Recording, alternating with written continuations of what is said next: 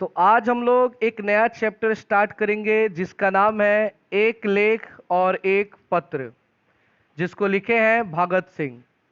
भगत सिंह के बारे में शायद ही कोई ऐसा व्यक्ति होगा जो इस क्लास में बैठा और उनका नाम न सुना हो। मानते हैं कि उनके बारे में कोई न पढ़ा हो या कुछ लोग पढ़े भी होंगे, लेकिन उनका नाम न सुने हो ऐसा नहीं हो सकता है, क्योंकि भगत सिंह हमारे देश के वो वीर सपूत थे जिनके कारण आज हम लोग इस क्लास में बैठकर स्वतंत्रता पूर्वक पढ़ रहे हैं। स्वतंत्रता पूर्वक बैठकर पढ़ने का अर्थ ये था कि जब हमारा देश गुलाम था, अंग्रेजों के अधीन था, तो हमें पढ़ने का अधिकार नहीं था। अगर जो लोग पढ़ना चाहते थे उन्हें अंग्रेज कई सारी समस्याओं में डाल देते थे, जिसके चलते उनकी पढ़ाई रुक जाती थी। इसलिए मैंने कहा कि भगत सिंह ऐसे व्यक्ति हैं जिनके कारण आज हम लोग स्वतंत्रता पूर्वक इस क्लास में बैठकर पढ़ रहे हैं। ये इस चैप्टर का पार्ट 1 है, यानी भाग 1 है, और आज हम लोग इनका परिचय पढ़ेंगे, भगत सिंह के बारे में पढ़ेंगे। जैसा कि हर चैप्टर में सबसे पहले हम लोग लेखक का परिचय ही पढ़ते हैं। तो चलिए शुरू करते हैं और एक एक लाइन को समझते हैं।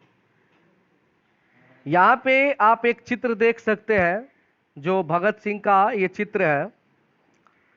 दिया है कि इनका जन्म 28 सितंबर 1907 ईस्वी में हुआ था, और आज हम लोग सौभाग्य से जिस दिन पढ़ रहे हैं, तो आज का समय क्या है, 1 सितंबर, यानी सितंबर का महीना शुरू हुआ है। और इसी महीने में 28 तारीख को 1907 में, कब, 1907 में, लगभग 113 साल पहले उनका जन्म हुआ था। और शहादत, यहाँ पे मृत्यु नहीं लिखा गया है। देखिए, हर लेखक में आपको क्या मिल रहा था, मृत्यु या निधन। यहाँ पे शहादत लिखा गया है। शहादत का अर्थ होता है जो अपने देश के लिए जान दे, उसको शहीद कहा जाता है। जैसे कि आप लोग देखते हैं कि जब भी कोई लड़ाई होती है, तो हमारे आर्मी के जवान, मिलिट्री के जवान जो भी हैं, अगर वो लड़ाई में मारे जाते हैं तो उनके नाम के आगे शहीद लिखा जाता है, और जो वो देश के लिए जान देते हैं उसको शहादत कहा जाता है। तो शहादत यहाँ से अर्थ ये होता है कि इस व्यक्ति ने इस देश के लिए जान दिया। लेकिन निधन या मृत्यु लिखा जाता तो इसका अर्थ ये होता है कि नॉर्मली एक नॉर्मल व्यक्ति थे, वो मर गए। ये कोई साधारण व्यक्ति नहीं थे, ये शहादत वाले व्यक्ति हैं। और वो हुआ था 23 मार्च 1931 को, यानी कि लगभग वो 23 से 23.5 वर्ष तक जिंदा रहे। 23 से 24 वर्ष की उम्र में उनकी मृत्यु हो गई। शाम 7:33 पर लाहौर षड्यंत्र केस में फांसी, इनको फांसी दी गई थी 23 मार्च 1931 को शाम के 7:33 पर, क्योंकि जब भी किसी को फांसी दी जाती है तो उसका टाइम फिक्स होता है, और उसी टाइम पर वो फांसी दिया जाता है। लाहौर षड्यंत्र, लाहौर का नाम आप लोगों ने सुना होगा, इस समय वो पाकिस्तान में पड़ता है। तो उसी जेल में ये रहे अंतिम समय तक, और उस जेल से निकाल करके उन्हें फांसी दे दी गई। आगे हम पढ़ेंगे क्यों दे दी गई, क्या देना उचित था, नहीं था, सबके बारे में आगे पढ़ेंगे हम लोग। जन्म स्थान, इनका जहाँ जन्म हुआ था उस जगह का नाम है बंगा चक। बंगा चक नंबर 105। देखिए क्या होता है ना, कि हम लोग गांव में रहते हैं तो हम लोग नंबर से नहीं पहचाने जाते हैं, हम लोग वार्ड नंबर से पहचाने जाते हैं। ज़्यादा से ज़्यादा लोग वार्ड नंबर पूछते हैं कि आप किस वार्ड में आते हैं। आप नगरों में, शहरों में रहिएगा ना, तो वहाँ पर भी वार्ड होता है। जैसे गोपालगंज जाते हैं तो लोग कहते हैं सरिया वार्ड नंबर इतना, आप कहाँ रहते हैं, तो सरिया नंबर इतना में है। दिल्ली में लोग कहते हैं कि हम दिल्ली में रहते हैं। दिल्ली कोई छोटा जगह थोड़े ना है। अब दिल्ली में लोग पूछते हैं कि दिल्ली में कहाँ, तो बताना पड़ता है कि लक्ष्मी नगर रोड नंबर इतना, चाहे गली नंबर इतना। तो उससे पूछ करके हम वहाँ पे जाते हैं। उसी तरह इनका जो जन्म स्थान है वो है बंगा चक नंबर 105, गुगैरा ब्रांच। कौन से ब्रांच, गुगैरा ब्रांच, इस समय वर्तमान में उसको लायलपुर कहते हैं। क्या कहते हैं? लायलपुर, जो कहाँ पड़ता है? पाकिस्तान में। वहां पे इनका जन्म हुआ था। पैतृक गांव, पैतृक गांव का अर्थ होता है जहां पे इनके माता पिता रहते थे। तो पैतृक गांव का नाम है खटकड़ कला, जो पंजाब में पड़ता है। खटकड़ कला पंजाब में, ये पंजाबी थे। माता पिता, माता का नाम है विद्यापति, माता का नाम विद्यापति और पिता का नाम सरदार किशन सिंह। नीचे आप लोग फोटो देख सकते हैं जिसमें इनके माता पिता का फोटो लगा हुआ है। अब है परिवार के बारे में। संपूर्ण परिवार स्वाधीनता सेनानी, मतलब इनके फैमिली में कोई भी ऐसा मेंबर नहीं था जो अपने देश की आजादी के लिए लड़ाई न लड़ा हो। सब का सब लोग स्वाधीनता में, देश को आजादी की लड़ाई में लड़े हैं। पिता और चाचा अजीत सिंह, इनके चाचा का नाम क्या है? अजीत सिंह। लाला लाजपत राय के सहयोगी थे। उस समय पंजाब में जो आंदोलन हो रहा था अंग्रेजों के विरोध में, तो वहां के मुख्य नेता थे लाला लाजपत राय, जिनकी हत्या लाठी से मारकर कर दी गई। और जिस अंग्रेज अधिकारी ने मारा था उसका नाम था सॉन्डर्स। क्या नाम था? सॉन्डर्स। हुआ यूं, थोड़ी सी कहानी बता देते हैं क्या हुआ था कि जब भगत सिंह लगभग 18-19 वर्ष के थे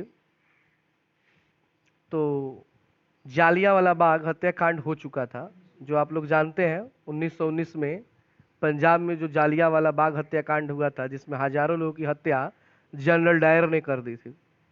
अंधाधुंध लोगों पे गोलियां चलाई जिसमें हजारों लोग मारे गए। उस सीन को कभी भी भगत सिंह भूल नहीं पाए थे। जब वो सोते थे तो रात में सपने में उनको सोने नहीं देता था कि हमें अंग्रेजों से बदला लेना है। अब लाला लाजपत राय उस समय, मतलब उनका उम्र ज्यादा था, बूढ़े थे, लेकिन नेता थे सभी क्रांतिकारियों का। और ये महात्मा गांधी के नियमों पर चलते थे, मतलब कि अहिंसावादी थे।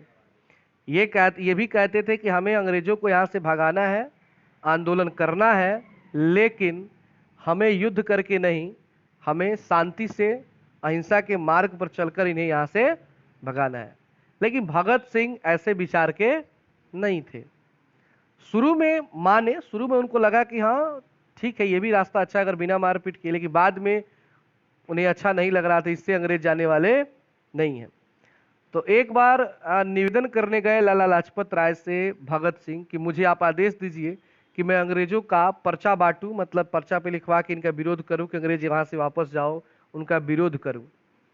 तो कहते हैं कि मैं तुम्हें तो आदेश नहीं दे सकता, लेकिन मैं तुम्हारे लिए काम कर दूंगा। चलो मैं करूंगा खुद, तुम नहीं जाओगे, तुम देश के भविष्य हो।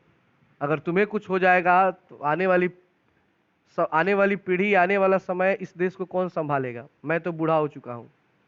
और लाला लाजपत राय जी अंग्रेजों का विरोध करते हुए निकलते हैं। तब तक उनको रोकने के लिए जॉन सैंडर्स, क्या नाम है? जॉन सैंडर्स, एक अंग्रेज अधिकारी था। वो आया और देखा कि भाई लोग ज्यादा हो गए हैं, तो आदेश दिया कि सबको लाठी चार्ज करो। सब पे लाठी गिरने लगा, लेकिन सॉन्डर्स खुद आकर के लाला लाजपत राय के सर पर, अरे लाठी से मारना है तो शरीर पे मारो, सर पे कोई मार देगा तो आदमी मर जाएगा। उस सर पे ना धुन मारना शुरू कर दिया, मुड़ी फोड़ दिया मार मार के, और बूढ़े व्यक्ति अस्पताल में जाते जाते दम तोड़ दिए। उसी का बदला लेने के लिए भगत सिंह के मन में जोश उसी समय से आया।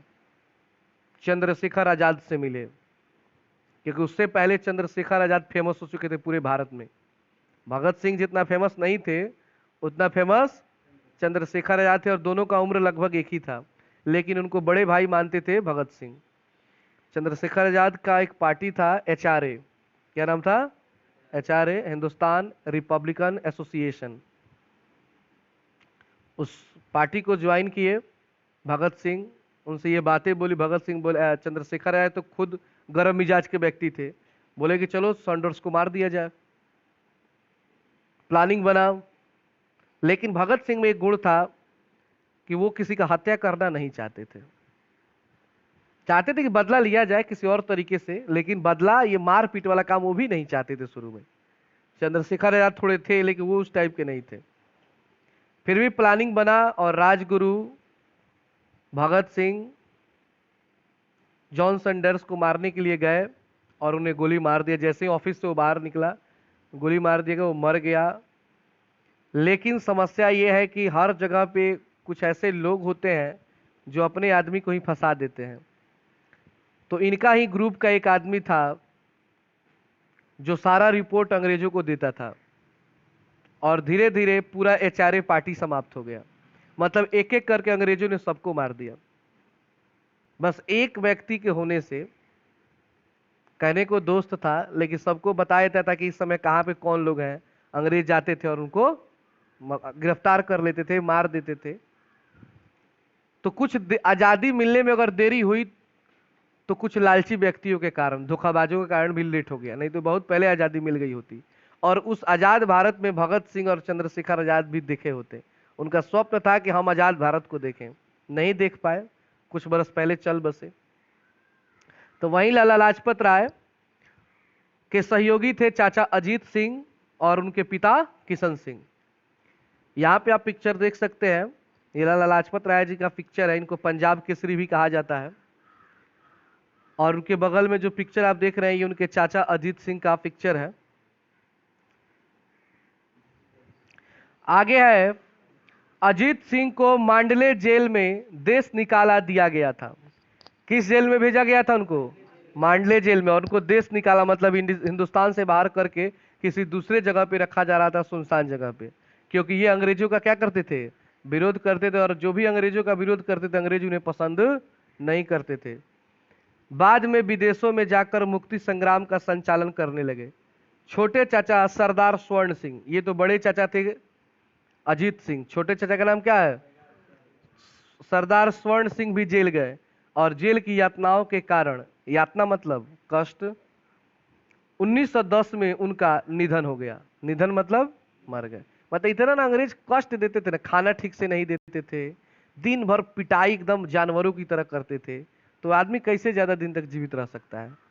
तो 1910 में इनकी मृत्यु हो गई। भगत सिंह की शहादत के बाद उनके भाई कुलबीर सिंह और कुलतार सिंह, इनके दो भाई थे छोटे, एक का नाम था कुलबीर सिंह और एक का नाम था कुलतार सिंह, को देवली कंप जेल में, याद रखिएगा किस जेल में रखा गया था? देवली कंप जेल में रखा गया था, जहां वे 1946 तक रहे।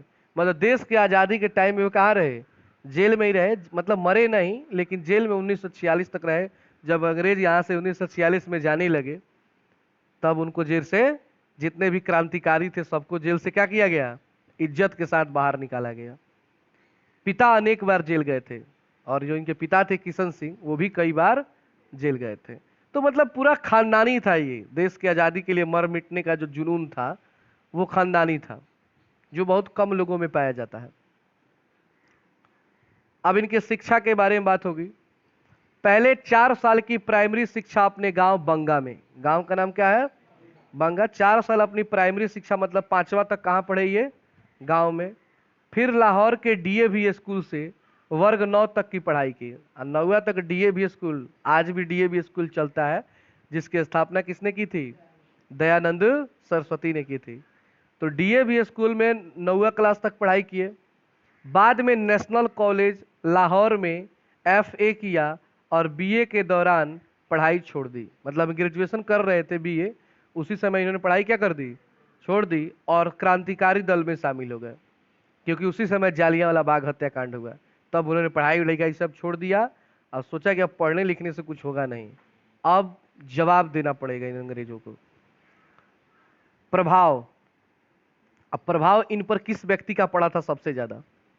प्रभाव पड़ा बचपन में करतार सिंह सराभा। करतार सिंह सराभा, यहाँ पे पिक्चर लगा हुआ है, ये करतार सिंह सराभा है। और 1914 के गदर पार्टी के आंदोलन के प्रति तीव्र आकर्षण, सराभा की निर्भया कुर्बानी का मन पर स्थायी और गहरा असर। एक पार्टी बनी थी गदर पार्टी। कौन पार्टी? गदर पार्टी। उस पार्टी का नेतृत्व कर रहे थे करतार सिंह सराभा, जिनको पकड़ करके अंग्रेजों ने फांसी दे दिया। उनके मरने पर मतलब सबसे ज्यादा जो पहली बार आहत हुए, दुखी हुए, वो सबसे ज्यादा भगत सिंह थे, क्योंकि वो उनको अपना आदर्श मानते थे। 16 नवंबर 1915 को सराभा की फांसी के समय भगत सिंह की उम्र 8 वर्ष थी। मात्र कितना साल उम्र था उनका? 8 साल की एज में वो आजादी को समझते थे। आज के टाइम में लोग 20 बरस के होकर आजादी को नहीं समझ पा रहे हैं। और उस समय जब इंटरनेट नहीं था, कोई विशेष सुविधाएं नहीं थी, 8 बरस की एज में आजादी को वो समझते थे। उसका क्या दर्द होता है। वे सराभा का चित्र अपनी जेब में ही रखते थे, मतलब फोटो अपने पर्स टाइप के कुछ बना करके कभी भी हटाते, हमेशा उसको देखकर प्रेरित होते थे।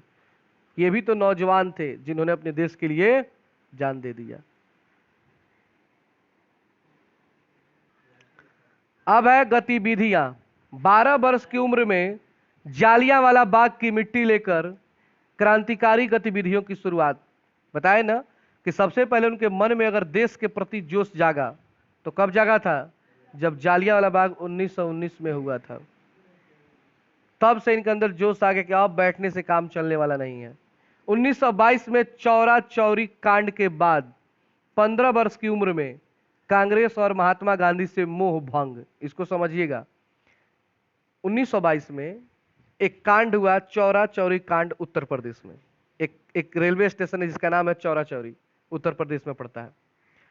1920 में गांधी जी ने एक आंदोलन चलाया, असहयोग आंदोलन। कौन आंदोलन? असहयोग आंदोलन, जिसमें यह नियम था कि आप अहिंसा के साथ, गांधी जी का कोई भी नियम अहिंसा पे चलता था। मारपीट नहीं करना है, अंग्रेजों का विरोध करना है, उनका कोई सहयोग नहीं करना है। असहयोग, सहयोग नहीं करना है, साथ नहीं देना है। साथ नहीं देने का अर्थ है कि कोई भी अंग्रेजों के यहाँ काम नहीं करेगा, कोई वकालत नहीं करेगा, कोई उनके स्कूल में पढ़ने नहीं जाएगा, मतलब उनका सब चीज का हम विरोध करेंगे, लेकिन लड़ाई झगड़ा करके नहीं। क्योंकि जब तक हम लड़ाई नहीं करेंगे अंग्रेज हमारा कुछ कर नहीं सकते हैं। जैसे ही मारा पीटी में उतरेंगे, उनके पास बंदूक है, हमारे पास लाठी है, तो लाठी से कितना अटैक होगा भाई? समझ रहे हैं बात को? तो उस समय तक चंद्रशेखर आजाद, भगत सिंह गांधी जी का सहयोग किए थे, उन्होंने अहिंसा के साथ चला था। लेकिन 1922 में कांड हो गया, चौरी चौरा कांड।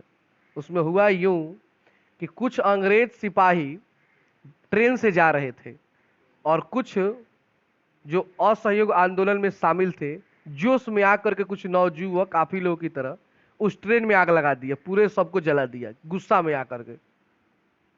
गांधी जी मना किए थे, ऐसा नहीं करना है। गांधी जी काफी इससे लज्जित हुए कि मैंने कहा था किसी को आप जलाइए मारिए। और उसके बाद 1922 में उन्होंने आंदोलन बंद कर दिया और जेल चले गए।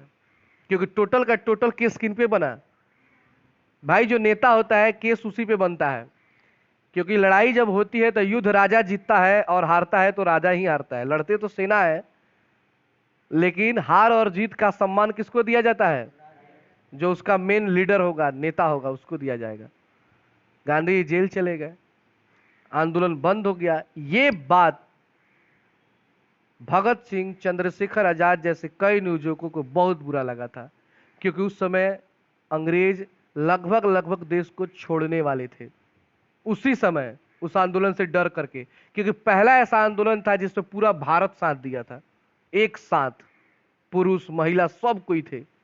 अब अंग्रेज डर गए थे कि भाई यहां पे अब रहना मुश्किल है। तब तक गांधी जी क्या किए? अब इस बात से ये लोग गुस्सा में आ गए। अगर आगे रह गए होते तो आज खत्म हो जाता कहानी।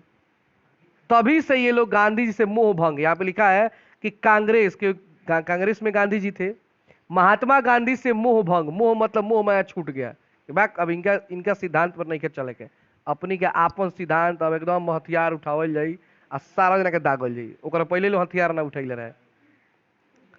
1923 में पढ़ाई और घर छोड़कर कानपुर, 1923 में इन्होंने क्या किया? घर छोड़ दिया। और उसी टाइम में भगत सिंह का शादी तय हो गया था। घर पे तैयारी चल रही थी, 2-4 दिन शादी का बचा था। 2-4 दिन पहले बोले अपने पिताजी से कि मुझे शादी नहीं करना है। अब ये सवाल कोई भी करेगा तो भाई बुरा किसी को भी लगेगा, क्योंकि पहले के टाइम में बहुत ही कम एज में शादी हो जाता था। तो बोले क्यों? तो मेरा जो जीवन है वो तय नहीं है कि मैं आज हूं तो कल रहूंगा कि नहीं रहूंगा। तो कारण वही है, आपसे जो शिक्षा मिली है। क्योंकि आप लोग भी क्रांतिकारी, हम भी क्रांतिकारी। हम केवल जेल नहीं जाना चाहते, हम चाहते हैं देश को आजाद कराना। और इसके लिए हो सकता है अगर मुझे कुर्बानी देनी पड़े तो मैं दूंगा। तो मैं किसी से शादी करके उसको क्यों अपने चक्कर में डालूं, बेवजह उसको कष्ट दूं। क्योंकि पहले का वो भी टाइम नहीं था कि अगर कोई विधवा हो जाए तो शादी भी कर ले, सिस्टम नहीं था ये सब। अभी क्या है कि कोई मर गया तो कजिया के बाद शादी हो सकता है, पहले ही सब सिस्टम नहीं था, उसी तरह रहना पड़ेगा। तो सोचे कि नहीं नहीं, किसी का लाइफ मैं अपने कारण तो नहीं बर्बाद कर सकता। और उन्हें शादी छोड़ करके उनको रूम में बंद कर दिया गया कि भाग जाएगा। किसी तरह रूम में से निकल करके भाग गए रातें रहती, और सीधे चल गए चंद्रशेखर आजाद से मिलने, क्योंकि चंद्रशेखर आजाद बनारस उत्तर प्रदेश में रह रहे थे। उनको उनके बारे में नाम वो सुने थे कि बहुत अच्छे क्रांतिकारी हैं। तो वहां से 1923 में भागे घर छोड़कर कानपुर, सीधे कहां चले गए, उत्तर प्रदेश में पड़ता है। गणेश शंकर विद्यार्थी के पत्र प्रताप में सेवाएं दी, और वहां पे सबसे पहले वो मिले एक व्यक्ति थे गणेश शंकर विद्यार्थी, वो भी एक क्रांतिकारी थे, और वो अखबार का काम करते थे। उनके अखबार का नाम था प्रताप। क्या नाम था, याद रखिएगा, क्वेश्चन पूछा जाएगा कि गणेश शंकर विद्यार्थी के द्वारा जो पत्र था, पत्रिका, उसका नाम क्या था, प्रताप। यही सब ऑब्जेक्टिव तैयार होगा। 1926 में अपने नेतृत्व में पंजाब में नौजवान भारत सभा का गठन किया, और फिर ये लौटे अपने मतलब गांव। तो 1926 में उन्होंने एक पार्टी बनाया, जिस पार्टी का नाम था नौजवान भारत सभा का गठन किया, जिसकी शाखाएं विभिन्न शहरों में स्थापित की गई। 1928 से 31 तक, यानी 1931 तक चंद्रशेखर आजाद के साथ मिलकर हिंदुस्तान समाजवादी प्रजातांत्रिक संघ का गठन किया। अभी मैंने बोला ना HRA, हिंदुस्तान रिपब्लिकन एसोसिएशन, तब तक नाम था जब तक भगत सिंह चंद्रशेखर आजाद से नहीं मिले थे। उसके बाद भगत सिंह ने कहा कि नहीं, अब इसका नाम थोड़ा सा चेंज किया जाए। लोग हम क्रांतिकारी हैं, लेकिन लोग हमें क्रांतिकारी नहीं मानते हैं, लोग हमें चोर डाकू मानते हैं, आतंकवादी मानते हैं। अंग्रेज लोगों से बोल देते थे कि सब आतंकवादी है, उन लोगों से बच के रहो। तो लोग हमें आतंकवादी मानते हैं कि हम लोगों के करीब नहीं जाते हैं। अब हम लोग आतंकवादी नहीं, क्रांतिकारी बनेंगे, नहीं तो आने वाली इतिहास जो होगी हमें लोग आतंकवादी के रूप में जानेंगे कि चंद्रशेखर आजाद आतंकवादी था, भगत सिंह आतंकवादी था। उसके लिए क्या करना होगा, लोगों के बीच में रह के काम करना पड़ेगा, और उसके लिए थोड़ा सा नाम थोड़ा सा चेंज करना है। और नाम क्या हो गया, HSRA। HRA से क्या हो गया, केवल S शब्द उसमें जोड़ दिया गया, HSRA। S मतलब हो गया समाजवादी सोशलिज्म। क्या हो गया, सोशलिज्म, सोशलिस्ट। तब उसका नाम रखा गया H मतलब हिंदुस्तान, S मतलब सोशलिस्ट, R मतलब रिपब्लिकन। रिपब्लिकन का हिंदी होता है प्रजातांत्रिक, जो आपकी किताब में लिखा हुआ है। और एसोसिएशन मतलब होता है संघ। क्या होता है, संघ। यानी HSRA, HSRA। कब नाम पड़ा ये, जब भगत सिंह 1928 में किनसे मिले, चंद्रशेखर आजाद से। उस समय उसका नाम बदल दिया गया। चंद्रशेखर आजाद के अगर सबसे प्रिय कोई था तो वो थे भगत सिंह, बहुत ज्यादा मानते थे उनको। और भगत सिंह को मानते थे चंद्रशेखर आजाद, और चंद्रशेखर आजाद को सबसे ज्यादा कौन मानते थे, तो उनके गुरु थे, उनका नाम है राम प्रसाद बिस्मिल, जिनको 1927 में फांसी दे दी गई। राम प्रसाद बिस्मिल ने इस पार्टी को बनाया था HRA, और उस पार्टी में शामिल हुए थे, लगभग 12-13 वर्ष के थे तभी से घर छोड़ के भाग गए थे चंद्रशेखर आजाद। वो उनसे जुड़े, बहुत ज्यादा मानते थे उनको वो। लेकिन जब 1927 में राम प्रसाद बिस्मिल को फांसी दे दी गई, तो उस समय उनका फिर नेता कौन बनाया गया, चंद्रशेखर आजाद। 1928 में 1 साल बाद मिले कौन, भगत सिंह। तब उस पार्टी का नाम HSRA रखा गया, और क्रांतिकारी आंदोलन सघन रूप से छोड़ दिया। 8 अप्रैल 1929 को बटुकेश्वर दत्त और राजगुरु के साथ केंद्रीय असेंबली में बम फेंका और गिरफ्तार हुए। हुआ ये कि भगत सिंह बम बनाना जानते थे कि बम कैसे बनता है। तो प्लान बना, पार्टी ने प्लान बनाया, HSRA ने, कि अंग्रेजों को यह समझाना पड़ेगा कि हम चाहें तो तुम्हें जान से मार सकते हैं, लेकिन हम मारना नहीं चाहते, हम चाहते हैं कि तुम हमारा देश छोड़ दो। उन्हें डराना चाहते हैं। तो डराने के लिए बम बनाया गया, और वो बम केवल धुआं वाला बम था। मतलब फेंका जाएगा तो किसी को मारेगा नहीं, बस फटेगा और धुआं धुआं करेगा। उनसे ये बताना है कि हम चाहें तो इसमें मारने वाला ही बना सकते हैं, और इसकी जानकारी भगत सिंह को थी। भगत सिंह खुद बम बनाए और बोले कि मैं अकेले जाऊंगा और भागूंगा नहीं फेंक करके, मैं अपनी गिरफ्तारी दूंगा, ताकि अपने देश के नौजवान जागें कि अगर मैं अपना जान इस देश के लिए दे सकता हूं तो नौजवानों तुम भी जगो, इन अंग्रेजों का विरोध करो, तभी अंग्रेज जाएंगे। नौजवानों के अंदर जोश पैदा करने के लिए अपना जान देने के लिए तैयार हो गए। सोचिए, मतलब क्या था लालच उनके पास? कुछ लालच नहीं था। लेकिन चंद्रशेखर आजाद बोले कि तुमको नहीं जाना है, मैं जाऊंगा, और तुम्हें पता है कि मैंने वचन लिया है कि मुझे कभी अंग्रेज पकड़ नहीं सकते हैं। आप लोग पढ़े होंगे ये बात कि चंद्रशेखर आजाद का हमेशा एक नारा था कि आजाद आजाद ही रहेगा और आजाद ही मरेगा, उसको कभी भी कोई मार नहीं सकता है। यहां पे मैंने एक पिक्चर भी लगाया है चंद्रशेखर आजाद का, जिसमें वो कहते हैं कि आजाद हूं, आजाद ही मरूंगा, मुझे कोई पकड़ नहीं सकता है, मैं किसी और की गोली से नहीं मर सकता हूं। और उन्होंने वैसा किया भी था कि अंतिम गोली खुद को मार लिया था, लेकिन अंग्रेजों के हाथ नहीं लगे थे।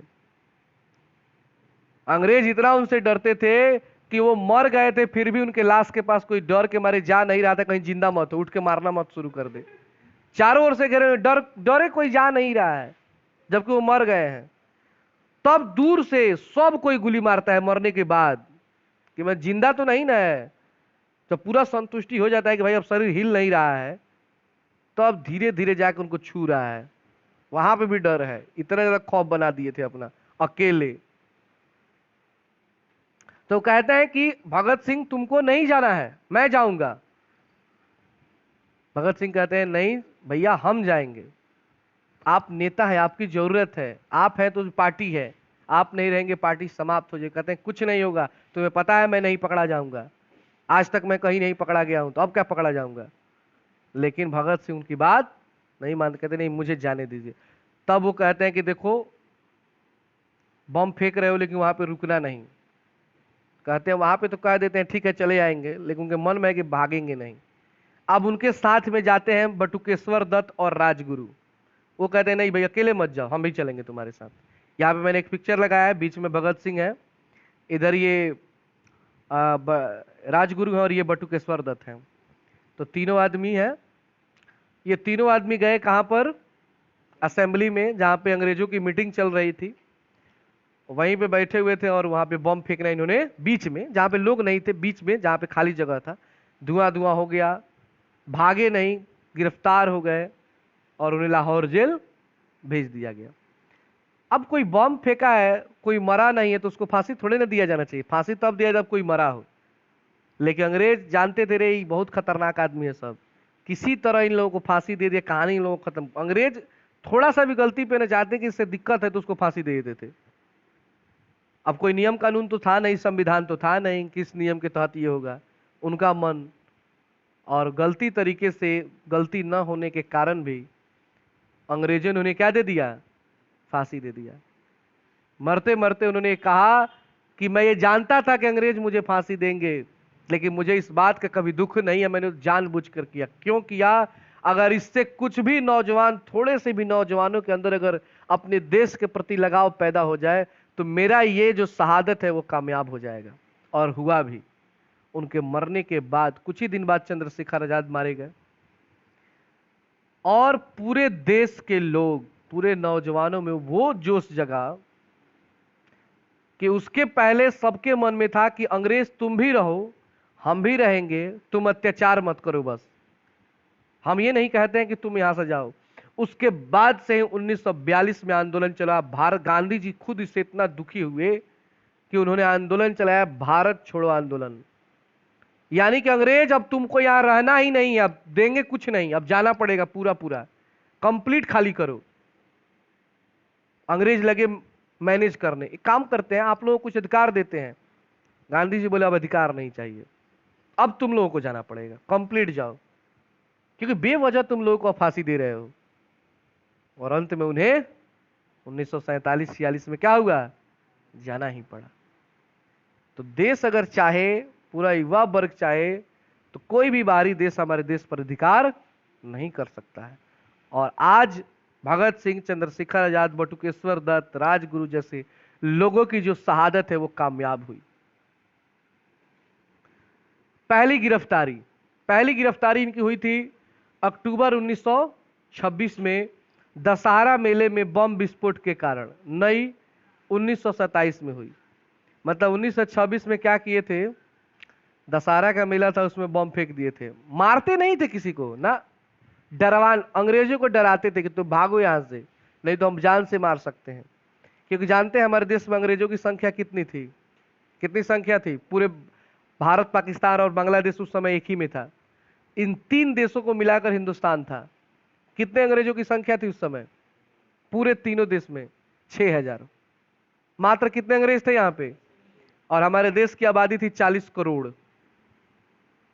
40 करोड़ की आबादी थी और 6000 अधिकारी यहां पे राज करते थे। यानी पूरा समझ जाइए ना कि गोपालगंज, सिवान, छापरा पकड़ के कोई अंग्रेज रहता होगा और सबको बस में रखता था।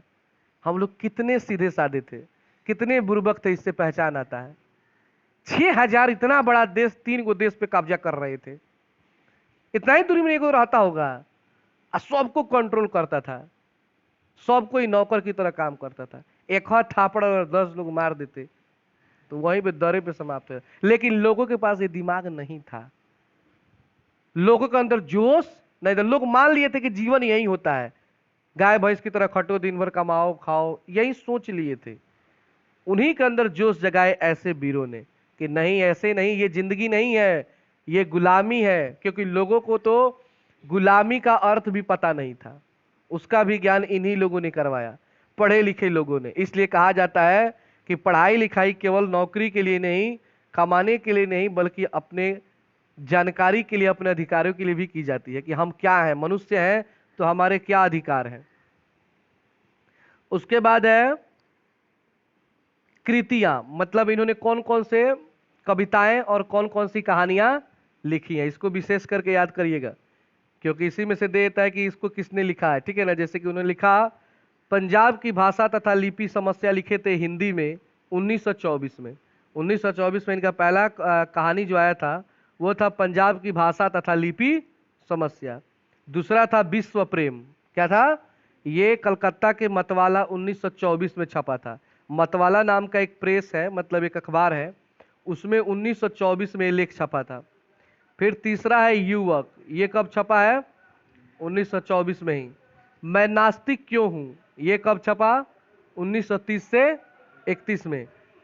अगस्त समस्या, विद्यार्थी और राजनीति, सत्याग्रह और हड़तालें, बम का दर्शन, भारतीय क्रांति का आदर्श आदि अनेक लेख, टिप्पणियों एवं पत्र जो अलग अलग प्रकाशकों द्वारा भगत सिंह के दस्तावेज के रूप में प्रकाशित।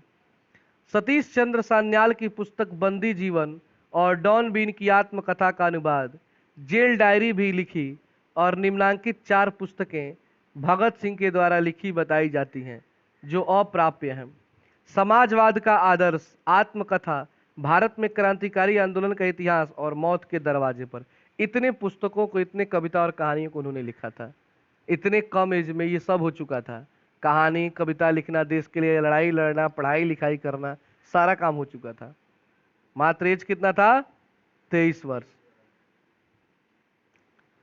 अब यहां से शुरू होता है, इनके बारे में ही है, ये तो मेन टॉपिक हो गया इसमें। अमर शहीद भगत सिंह आधुनिक भारतीय इतिहास की एक पवित्र स्मृति है। स्मृति मतलब होता है यादगार, पवित्र स्मृति है। भारत राष्ट्र के लोकमानस में, लोकमानस का अर्थ होता है लोगों के मन में, भारत के लोगों के मन में उनकी युवा छवि अमिट होकर बस गई है। अमिट मतलब जो कभी मिट ना सके। क्या भगत सिंह को कोई मिटा सकता है? भगत सिंह का नाम कभी समाप्त हो जाएगा? कभी नहीं समाप्त होगा। जब तक यह पृथ्वी रहेगी तब तक ऐसे ऐसे लोगों का नाम समाप्त।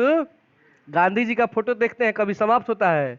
वो हर जगह टंगे रहते हैं, वो तो घर घर बैठे हुए हैं। देश की स्वतंत्रता के लिए अपने प्राणों का बलिदान कर देने वाले हजारों लोगों तथा लाखों स्वाधीनता सेनानियों की प्रेरणा और उत्सर्गपूर्ण कार्यों के वे स्थायी प्रतीक और प्रतिनिधि हैं। उनके कार्यों और उनके बलिदान ने जनता के हृदय में सदा सुलगती रहने वाली राष्ट्रीयता की ज्योतिर्मय चेतना का निर्माण किया है। यानी कि जब इन्होंने अपना बलिदान दिया तो लोगों के अंदर जोश जगा, लोग अपने देश को समझ पाए कि हमारे क्या अधिकार है। जब तक हम इन अंग्रेजों का विरोध नहीं करेंगे, आंदोलन नहीं करेंगे, तब तक हम कभी भी आजादी भरे इस देश में सांस नहीं ले सकते हैं। राष्ट्रीयता, देशभक्ति, क्रांति और युवा शक्ति के वे प्रेरणा पुंज प्रतीक हैं। यह अमर पद उन्होंने लगभग 23 वर्षों में ही हासिल कर लिया था। कितने साल में इशारा हो गया था काम? 23 वर्ष। अगला पैराग्राफ है, स्वाधीनता सेनानियों के परिवार में जन्म पाकर उन्होंने बचपन में ही देश की स्वतंत्रता के लिए मर मिटने का अविस्मरणीय पाठ पढ़ लिया था, क्योंकि इनका जन्म भी हुआ था उसी घर में जो खुद स्वतंत्रता सेनानी सारे लोग थे। तो जोश तो होना ही है शुरू से, ये तो इनके पैतृक संपत्ति मिला था। उनके भीतर इच्छा, संकल्प, विचार और कर्म की सुदृढ़ अजय मतलब जो कभी हारा ना हो, जय हो हमेशा जिसकी, और अमोघ शक्ति थी। बचपन से लेकर उठान की युवावस्था की शहादत तक का उनका इतिहास यही साबित करता है। देश और जनता की स्वतंत्रता के लिए अपराजय संघर्ष और सामाजिक समानता, न्याय और सबकी खुशहाली पर टिकी समाज व्यवस्था के लिए क्रांति के स्वप्न के रूप में उन्हें ऐसा कुछ प्राप्त हो गया था जिसके आगे मृत्यु बहुत छोटी और तुच्छ पड़ गई। मतलब उनका मानना था ना कि मृत्यु कोई बड़ी चीज नहीं है, छोटी सी चीज है ये। अगर देश के लिए जान दिया जाए तो ये जीवन सार्थक हो जाएगा। मरते तो सभी हैं, लेकिन लोग हमें कितना दिन तक याद रखते हैं? 2 दिन, 4 दिन, 10 दिन, कजिया होते होते सब भूल जाते हैं। यही ना होता है सबके साथ? कौन याद रखता है? आपके दादाजी के बाबूजी को आप याद रखे हैं कैसे थे, क्या थे वो? लेकिन गांधी जी हमारे दादा के उम्र के होंगे, फिर भी याद है। आने वाली 10 पीढ़ी के बाद भी गांधी जी बापू के कहलाएंगे। चंद्रशेखर आजाद उसी रूप में जाने जाएंगे, लगेंगे कि अभी भी वो जवाने हैं, मोह छीट रहे हैं। भगत सिंह अभी भी टोपी लगाकर उसी तरह रहेंगे आज से 200 बरस बाद भी। हम लोग तो कुछ ऐसा कर जाए कि लोग हमें याद रखें, और वो ये है, वो काम एक ही है, अपने देश के लिए मर मिटना। और देश के लिए मर मिटने का अर्थ क्या है कि नहीं कि फांसी मत लगा लो कल कि देश के लिए मर गए हैं, भाई ये नहीं है।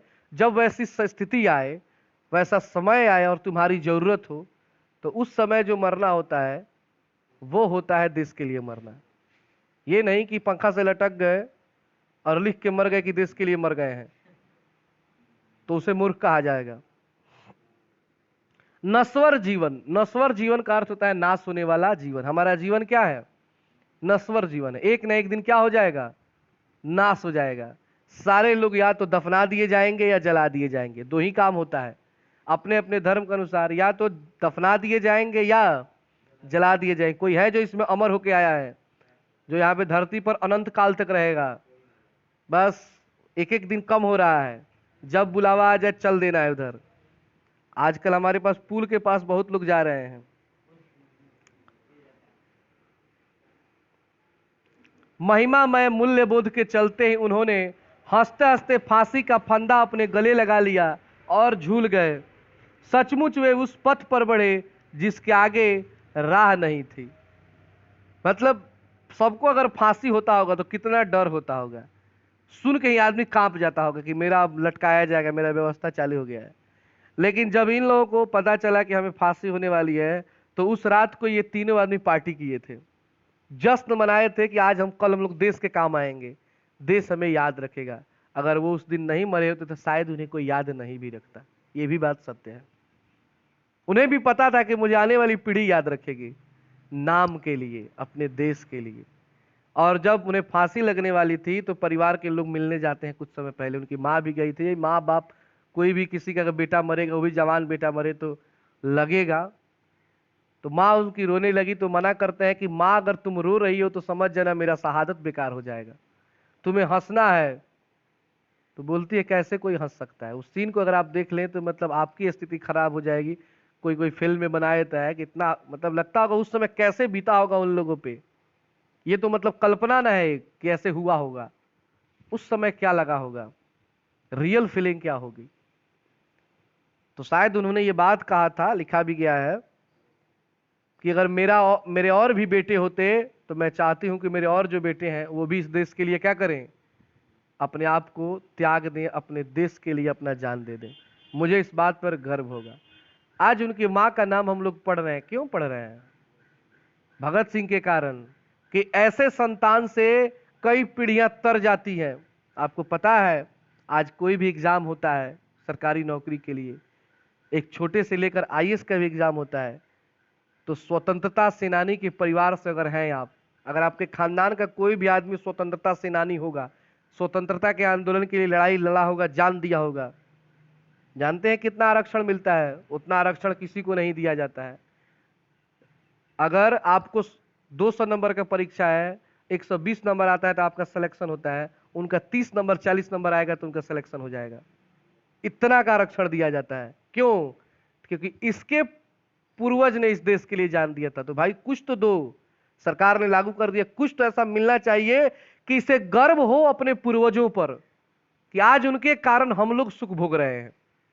ये ना कि गाली दे बैठ के, मैं कुछ नहीं किया, खाली जान दे दिया, भिख मांगा की तरह रख दिया। इतना सरकार सुविधा देती है। तो देश के लिए मरना आने वाली कई पीढ़ियों को बना देना भी होता है। आप लोग ये न्यूज जानते होंगे, कुछ ही दिन पहले जो चीन और भारत के बीच में झड़प हुई थी गलवान घाटी में, तो उसमें जो उसमें के कमांडेंट थे संतोष बाबू, वो मारे गए। तो हरियाणा के रहने वाले थे शायद वो। तो हरियाणा सरकार ने पता है क्या किया था? उनके फैमिली को 5 करोड़ रुपया दिया था। कितना?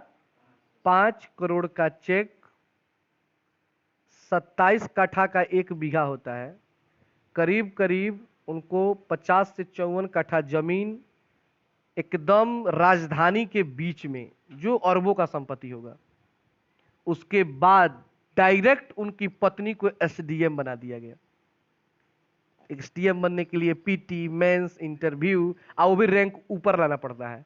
डायरेक्ट बिना कोई परीक्षा का खुद मुख्यमंत्री उनके घर गए थे, उनकी पत्नी को एसडीएम बनाया, 5 करोड़ नगद दिया, 50 से 54 कट्ठा अरबों की जमीन दी, और उसके बाद भारत सरकार ने भी दिया था पैसा, अन्य राज्यों ने भी दिया था। वो लोग अरबपति हो गए एक बार।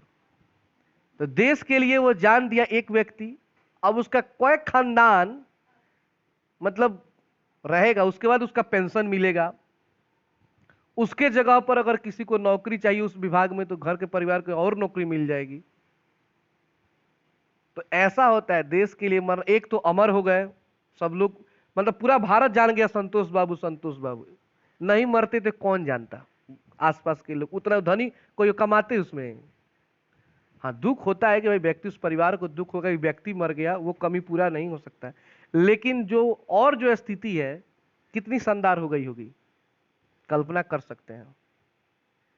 तो देश के लिए मरना आने वाली पीढ़ी को बना देता है, और एक केवल पैसे के लिए नहीं, एक आप खुद अमर हो जाते हैं, पूरे आने वाली पीढ़ी पूरा समय आपको याद रखती है।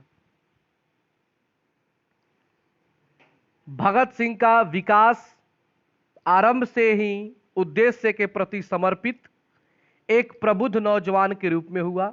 लाहौर में छात्र जीवन में उनका संग साथ अपने ही जैसे लक्ष्यनिष्ठ जागरूक युवाओं से हो गया था। इनमें अनेक आगे चलकर उनके शांति क्रांतिकारी बने। जितने भी नाम लिए जा रहे हैं राजगुरु, ये सब लोग पढ़ते थे कॉलेज में, नहीं आप लोग पढ़ रहे हैं।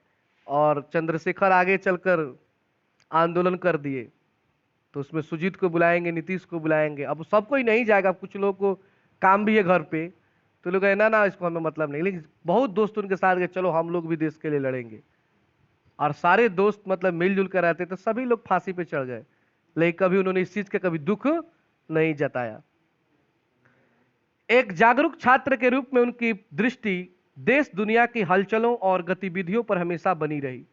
अपनी रुचि की पुस्तकें, जिनमें साहित्य, राजनीति, दर्शन, इतिहास आदि विषयों की पुस्तकें हुआ करती थी, उन्होंने खूब पढ़ी थी, और उनसे प्राप्त ज्ञान के प्रकाश में अपने देश, समाज आदि के बारे में सोच विचार करते रहते थे। उनकी मानसिक जागरूकता, सोच विचार, प्रबुद्धता हो, वह कारण थी कि घर छोड़ने के बाद वे कानपुर में गणेश शंकर विद्यार्थी के पास चले आए और वहां उनके पत्र प्रताप को अपनी सेवाएं दी, जो हमने पहले ही पढ़ा था। उन्होंने विभिन्न महत्वपूर्ण विषयों पर लगातार लेख लिखे और उनमें से अनेक पत्र पत्रिकाओं में प्रकाशित करवाए। एक चिंतक विचारक के रूप में वे समाजवाद और मार्क्स एंगेल्स की विचारधारा से लगातार प्रभावित और अनुप्राणित होते रहे। मतलब रूस के ये व्यक्ति थे, मार्क्स का नाम आप लोगों ने सुना, कार्ल मार्क्स, जो समाजवाद के नियम को दिए थे। 10th क्लास में आप लोग पढ़े होंगे, इतिहास का दूसरा पार्ट है समाजवाद और साम्यवाद, तो उसमें कार्ल मार्क्स, हीगेल, इन सब का विचार आता है। तो उन्हीं के विचारों से ये प्रभावित थे। क्वेश्चन पूछता है कि भगत सिंह किनके विचारों से प्रभावित थे, तो कार्ल मार्क्स और एंजेल्स, कार्ल मार्क्स और एंजेल्स। क्रांति और समाज व्यवस्था को लेकर उनकी सोच इन विचारों से प्रभावित थी। सामाजिक राजनीतिक चिंतन और विचार के धरातल पर वे अपने समकालीनों से प्रायः आगे दिखाई पड़ते हैं। समकालीन का मतलब होता है उस टाइम में। उस टाइम में जितने भी क्रांतिकारी थे वे सभी क्रांतिकारियों में सबसे अच्छे माने जाते थे, कि मतलब सबसे अगर कोई मेहनत करता है इस देश के लिए, देश की आज़ादी के लिए, और लोग भी करते थे लेकिन सबसे आगे रहते थे, किसी भी काम में सबसे आगे खड़ा हो जाते थे कि मैं ये काम करूंगा। बहुधा आज सयाने और अभिभावकीय दृष्टिकोण वाले लोग यह राय प्रकट करते दिखाई पड़ते हैं कि छात्रों को राजनीति से अलग रहना चाहिए। अब यहाँ पे देखिए चैप्टर का बात शुरू होता है कि बहुत सारे लोग हैं जिनका मानना है कि बच्चों को राजनीति से क्या होना चाहिए, दूर होना चाहिए। और इस पाठ में हम इसी टॉपिक पे पढ़ने वाले हैं। यहाँ पे बात है कि कुछ लोग कहना है कि आप पढ़ाई कर रहे हैं, आप लोगों को राजनीति नहीं करना चाहिए, पॉलिटिक्स में नहीं पढ़ना चाहिए, नेतागिरी नहीं करना चाहिए। तो कुछ लोग मानते हैं कि नहीं करना चाहिए और कुछ लोग मानते हैं कि करना चाहिए। लेकिन भगत सिंह क्या मानते हैं, इसी बात को पढ़ना है कि भगत सिंह क्या मानते हैं। उनका काम पढ़ाई करना और अपनी योग्यता बढ़ाना है, राजनीति में उलझना नहीं। गोया राजनीति का पढ़ाई से कोई अस्थायी बैर विरोध हो। छात्र और युवा भगत सिंह के विचार इस संबंध में क्या है, इस बारे में वे क्या सोचते थे, इसकी झलक यहाँ भगत सिंह के छोटे से निबंध में मिलती है। यह सही है कि उन दिनों स्वाधीनता आंदोलन चल रहा था जिसमें गाफिल और संपृक्त नहीं रहा जा सकता था, इसलिए तत्कालीन राजनीति में छात्रों की रुचि और भागीदारी वांछित तथा अपरिहार्य थी। मतलब कि उस समय देश गुलाम था, तो उस समय तो आंदोलन में सबको भाग लेना था, आपका मन करे ना करे सबको जरूरत थी। लेकिन अभी की बात, देश तो गुलाम है नहीं, अभी हमें आंदोलन किसी राजनीति में भाग लेना चाहिए कि नहीं लेना। जिस हाल फिलहाल चुनाव होने वाला है विधानसभा का, तो क्या आप लोगों को उसमें अपना इंटरेस्ट रखना चाहिए या नहीं रखना चाहिए? रखना चाहिए तो किस तरह, नहीं रखना चाहिए तो किस तरह नहीं रखना चाहिए। हम इस चैप्टर में पढ़ेंगे भगत सिंह के विचार। क्या आजादी के संपूर्ण लक्ष्य हासिल कर लिए गए हैं? समाज में गैर बराबरी, भेदभाव, अशिक्षा, अंधविश्वास, गरीबी, अन्याय आदि दुर्गुण एवं अभाव अभी भी जमे हुए हैं। सांस्कृतिक स्वाधीनता का लक्ष्य अभी भी दूर दिखाई पड़ता है। बेहतर मानवीय व्यवस्था के लिए आज भी राजनीतिक संघर्ष जारी है। ऐसे समय में भगत सिंह का यह लेख छात्रों के लिए उतना ही प्रासंगिक है। दूसरे और अपेक्षाकृत अंतरंग पाठ के रूप में यहाँ अपने घनिष्ठ क्रांतिकारी मित्र सुखदेव के नाम भगत सिंह का ऐतिहासिक पत्र प्रस्तुत है। बहुत ही शानदार मित्र थे, उनका नाम था सुखदेव। देखिए थोड़ा इनके बारे में बता देते हैं। 2 पार्ट में ये कहानी है। पहले पार्ट में ये बताते हैं कि आप लोगों को, अब छात्रों का अर्थ आप लोग मत समझिए, इन लोगों की बात की जा रही है। छात्र या छात्राओं, क्या आप लोगों को राजनीति में भाग लेना चाहिए? क्या आप लोगों को चुनाव के बारे में सोचना चाहिए? इसके बारे में चर्चा होगी। दूसरे टॉपिक में यह चर्चा होगी कि उन्होंने एक पत्र लिखा था जेल में से, जेल में थे, तो ये लाहौर जेल में थे और सुखदेव जो थे दूसरे किसी जेल में थे, तो उन्होंने उनको क्या लिखा था, एक पत्र लिखा था।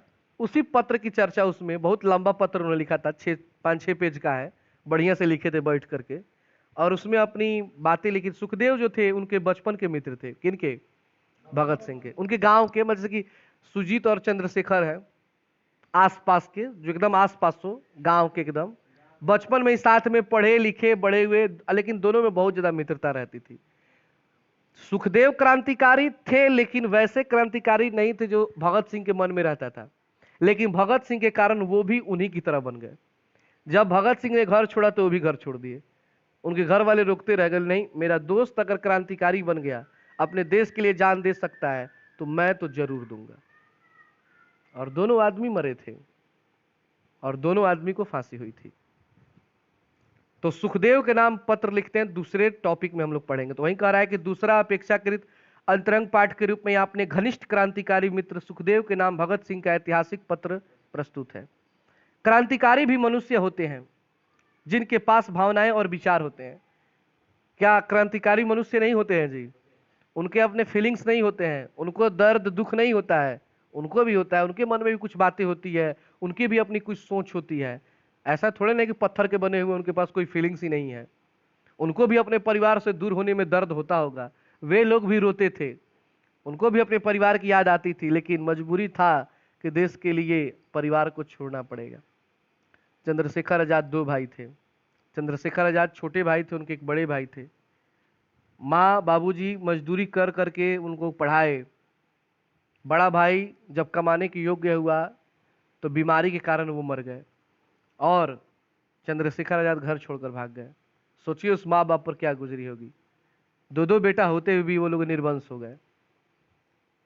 ये बात चंद्रशेखर आजाद को पता चली बड़े होने पर। वे घर गए एक बार, लेकिन फिर बोले कि माँ मैं यहाँ पे रह नहीं सकता हूँ, क्योंकि मेरा मन यहाँ नहीं लगेगा, मुझे देश के लिए कुछ करना है। तो ऐसा नहीं था कि उनको दर्द नहीं था, माँ के लिए कोई फीलिंग्स नहीं थी, लेकिन देश सबसे पहले था। उनका मन होता है जिसमें कई तरह की उधेड़ बुन चलती रहती है। उनके मानसिक जीवन अनेक उतार चढ़ाव आते हैं, संकल्प विकल्प से भरे अनेक सबल और दुर्बल क्षण आते हैं। इन सबको देखते समझते उन्हें अपने उद्देश्य और लक्ष्य के प्रति निष्ठा और विश्वास को बचाए रखना होता है। भगत सिंह और चंद्रशेखर आजाद के नेतृत्व में क्रांतिकारियों का संगठन काम कर रहा था, क्योंकि यही दो मेन लीडर थे। HSRA का मेन लीडर कौन थे? चंद्रशेखर आजाद और भगत सिंह।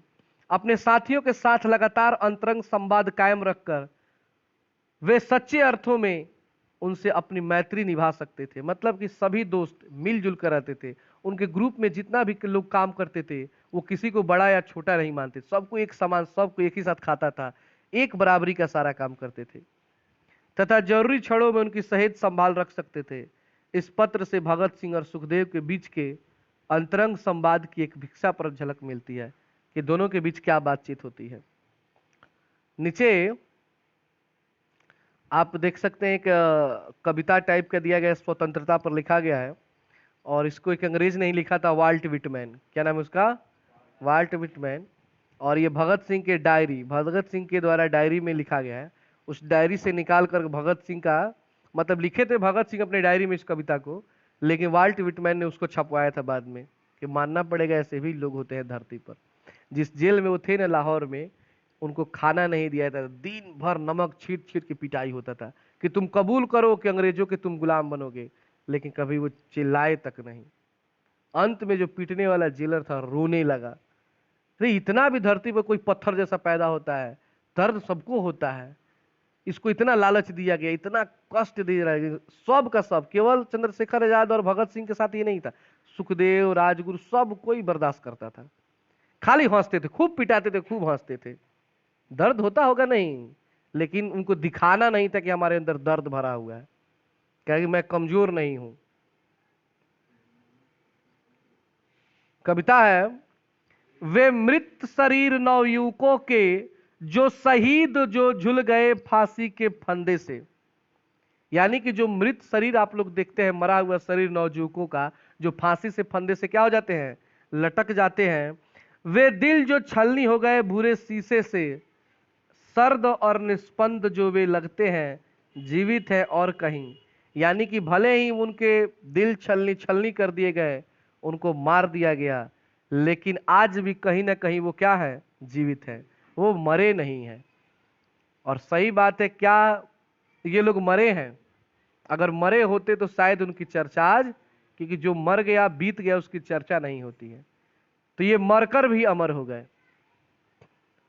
अबाधित ओज के साथ वे जीवित हैं अन्य युवा जन में, मतलब जीवित हैं युवाओं में, हम लोगों में जीवित हैं, हम लोगों के रूपों में वे लोग जीवित हैं। वो राजाओं वे जीवित है अन्य बंधु जन में, फिर से तुम्हें चुनौती देने को तैयार। यानी ये अंग्रेजों को लिखते हैं कि तुम ये दिमाग में थोड़ा सा भी मत बैठा लो कि अगर मैं मर जाऊंगा तो क्रांति समाप्त हो जाएगी, मैं मर जाऊंगा तो आंदोलन समाप्त हो जाएगा, मैं आज मरूंगा मेरे जैसे 50 खड़े हो जाएंगे। क्योंकि ये क्रांति है। क्रांति किसी शरीर की नहीं होती है, क्रांति सोच की होती है, और सोच कभी मरता नहीं है। आज एक व्यक्ति में वही सोच दूसरे में जाएगा, उसको आप मारिएगा वो सोच फैलने लगेगा कोरोना की तरह। आज एक आदमी में कल 10 में होगा, 10 कल 100 को देगा, और एक इतना विशाल बन जाएगा कि आप उसे बर्दाश्त नहीं कर पाओगे। वे वे पवित्र हो गए मृत्यु से, मरने के बाद भी वो क्या हो गए? पवित्र हो गए, जो अपने देश के लिए जान देते हैं, शिक्षित और समुन्नत। दफन न होते आजादी पर मरने वाले, पैदा करते हैं मुक्ति बीज, फिर और बीज पैदा करने को। यानी कि जो लोग मरते हैं वो दफन नहीं होते हैं, समाप्त नहीं, तो वो तो बीज छोड़ कर जाते हैं। बीज मतलब बिया, यानी कि वो तो मरते हैं लेकिन अपने साथ साथ एक मक्के का बीज आप डालिए, उसमें से कितना मक्का निकलता है? 100, 200, 300 मक्का निकलता है। एक बीज 300 मक्का पैदा कर सकता है। 300 को डालिएगा तो क्या होगा? ये होता है। तुम ये मत सोचो कि अगर आज मैं मर रहा हूं तो आज से क्रांति समाप्त हो रही है, क्योंकि उन्हीं के मरने के बाद देश का पूरा नौजवान जग गया और उन्हें अंत में क्या करना पड़ा? देश छोड़ना पड़ा। जिसे ले जाती दूर हवा और फिर बोती है, जिसे पोषित करते हैं वर्षा का जल हिम, देह मुक्त जो हुई आत्मा उसे न कर सकते विछिन्न, अस्त्र शस्त्र अत्याचारी के, बल्कि हो अजय रमती धरती पर मर मर करती, बतियाती चौकस करती। यानी कि अंग्रेज, तुम अगर ये सोचते हो कि आज ये भारत की क्रांति समाप्त होने वाली है, मतलब जिस दिन मेरी फांसी हो जाएगी, गलती से मत सोचना। ये सब आजाद होगा, वो समय आएगा, हो सकता है कि मैं उसमें सांस न लूं उस आजादी भरे माहौल में, लेकिन हमारी आने वाली पीढ़ी जरूर सांस लेगी। और सच हुआ भी कि लगभग 15 साल के बाद हमारा देश, इनकी मृत्यु के 15 से 16 साल के बाद हमारा देश क्या हो गया? सोचिए कितना अच्छा लगता अगर वो जिंदा होते और देश की आजादी को देखते। तो ये आज का हमारा पार्ट 1 समाप्त होता है। कल के क्लास में हम लोग पढ़ेंगे, कहानी को शुरू करेंगे।